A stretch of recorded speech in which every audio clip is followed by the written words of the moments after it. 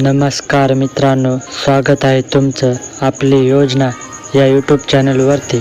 चॅनलवर तुम्ही नवीन असाल तर चॅनलला नक्की सबस्क्राईब करा। तर मित्रांनो, लाडकी बहीण योजनेसंदर्भात एक अत्यंत महत्त्वाचे अपडेट राज्याचे उपमुख्यमंत्री देवेंद्र फडणवीस यांनी दिलेली आहे। तर मित्रांनो, काय आहे सविस्तर माहिती ते तुम्ही या व्हिडिओमध्ये बघू शकता। आणि मला सांगताना आनंद वाटतो, एकीकडे इन्फ्रास्ट्रक्चरची कामं तर आपण करतोच आहे, पण त्यासोबत लोकहिताची कामं देखील करतोय। आज आमच्या एवढ्या बहिणी या ठिकाणी बसलेल्या आहेत। आपल्या सरकारने लाडकी बहीणचा कार्यक्रम सुरू केला। आमच्या बहिणींना पैसे मिळाले की नाही? ज्यांना मिळाले हात वर करा, ज्यांच्या खात्यात पैसे आले हात वर करा। बघा, सगळ्या बहिणींच्या खात्यामध्ये पैसे आले आहेत। बहिणींनो, काळजी करू नका, ज्यांच्या आले नाहीत त्यांच्याही खात्यात आता पैसे येणार आहेत आणि पुढचे 5 वर्ष सातत्याने येणार आहेत। कारण आम्हाला माहिती आहे, तुमच्या आशीर्वादाने पुन्हा एकदा आपलं सरकार येणार आहे। 5 वर्षांनी पुन्हा तुम्ही आशीर्वाद दिला की पुन्हा 5 वर्ष हे पैसे आपल्या खात्यामध्ये येणार आहे। पण एक गोष्ट मला तुम्हाला सांगितली पाहिजे, महाविकास आघाडीची नियत कशी आहे। महिलांना 1500 रुपये दिले तर यांच्या इतकं पोटात दुखतंय, हे उच्च न्यायालयामध्ये गेले। अनिल वडपल्लीवार, जे नाना पटोले, विकास ठाकरे, त्यानंतर सगळे जे काही काँग्रेसचे उमेदवार आहेत त्यांचे निवडणूक प्रमुख, हे नागपूरच्या हायकोर्टामध्ये गेले आणि त्या ठिकाणी सांगितलं लाडकी बहीण योजना बंद करा।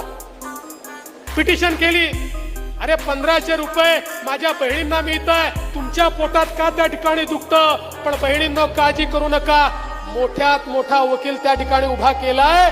काही झालं तरी तुमची योजना आम्ही बंद करू देणार नाही। अरे हे लोक या ठिकाणी म्हणतात 1500 रुपयांनी काय होतं? माझं म्हणणं आहे, त्या माय माऊलीला विचारा, महिन्याच्या शेवटी हिशोब लावता लावता जिच्या नाकी 9 येतात तिला 1500 रुपयात काय होतं हे माहिती आहे। आणि मुख्यमंत्र्यांनी घोषणा पण केली आहे, भविष्यामध्ये आमची जशी स्थिती चांगली होईल आम्ही ते वाढवणार आहोत। पण माझा सवाल, हे जे विचारतायत 1500 रुपयात काय होतं, त्यांना इतकी वर्ष तुम्ही राज्य केलं, आमच्या लाडक्या बहिणींना फुटकी कवडी देखील तुम्ही दिली नाही, तुमची नियत नव्हती आणि आज आम्हाला प्रश्न त्या ठिकाणी विचारताय। अरे सोन्याचा चमचा घेऊन जन्माला आलेले लोक, आमच्या भगिनींचा सन्मान काय असतो हे यांना या ठिकाणी समजणार नाही। आणि एवढंच नाही, आज आपल्याला माहिती आहे, आपण आपल्या मुलींकरता उच्च शिक्षण मोफत केलेलं आहे।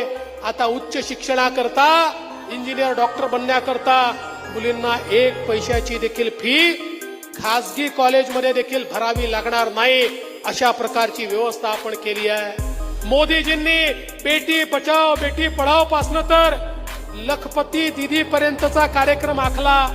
परवा जळगाव मध्ये गिरीश भाऊंनी कार्यक्रम घेतला होता। 11 लाख महाराष्ट्रातल्या भगिनी होत्या, ज्या तुमच्या आमच्या सारख्या 2 वर्षापूर्वी त्या ठिकाणी 1500 रुपये देखील कमवत नव्हत्या। आज त्या भगिनी लखपती दीदी झाल्या आहे। कोणी वर्षाला 4 लाख कमवत आहे, कोणी 2 लाख कमवत आहे, कोणी 8 लाख कमवत आहे। मोदीजींनी सांगितलं देशामध्ये 3 कोटी लखपती दीदी बनवायच्या आहेत। आम्ही ठरवलाय पहिल्या टप्प्यात महाराष्ट्रात 25 लाख आणि मग 1 कोटी आमच्या भगिनींना लखपती दीदी बनवायचं आहे। म्हणजे वर्षाला त्यांचं स्वतःचं इन्कम प्रत्येक वर्षी 1 लाखापेक्षा कमी असणार नाही, अशा लखपती दीदी आपण त्या ठिकाणी तयार करतो। माझ्या भगिनींनो, आज राज्य सरकारने घेतलेला एक निर्णय हा बहिणींना पुढे नेणार। तर मित्रांनो, व्हिडिओ आवडल्यास व्हिडिओला लाईक करा, कमेंट करा आणि चॅनलला सबस्क्राईब करा। पुन्हा भेटूया अशाच एका व्हिडिओमध्ये। धन्यवाद।